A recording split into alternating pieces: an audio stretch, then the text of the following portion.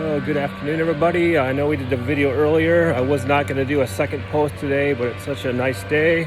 And I know I mentioned in the first video that I was going to do a run this afternoon. Right now it's about 2:30 in the afternoon, perfect time for a run. So I'm going to do I'm just going to explain what the workout I'm going to do. This is something you can do. So I'm going to break it into two parts. I'm going to run a mile and a half at about an 8:30 pace. That's for me. That's probably about excuse the background noise of somebody mowing their lawn. For me, that's probably an 8:30 pace is probably about maybe a 6 out of 10, 6.5 out of 10 for my pace. And then I'm going to completely stop until I recover for a couple minutes, stretch out, and then I'm going to do that for about, I think my course I mapped out is about 1.3 to 1.5 miles. I'm going to stop, recover like I said, and then when I recover, I'm going to run back the same way I came at a 7:30 pace. I'm going to improve a minute. So this is a workout that makes you faster. So we'll see you in a little bit.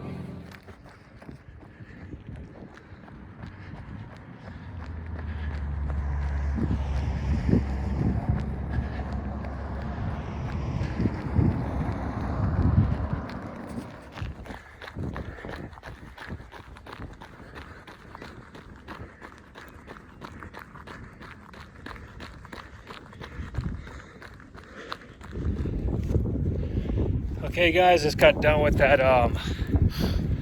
Actually it turned out to be 1.3 miles, so it's pretty close to what I estimated, which is fine. I did it just about my 8:30 pace, which is about a 6 out of 10. So I just finished. I'm not out of breath, which is a good sign. I mean, a 6 out of 10 definitely should be something you can hold a conversation with. That's like a good rule of thumb.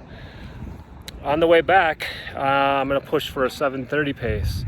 So I'm gonna, what I did with my Strava, just to let you know, I paused it and I'm gonna resume it with the same run. And the goal, obviously, if my math is correct, to finish, if I do a 7:30 pace on the way back, my overall pace should be about 8 minutes, or maybe just a touch under 8.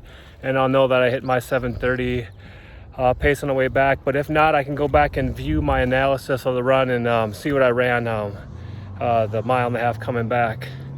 So beautiful day, like I said.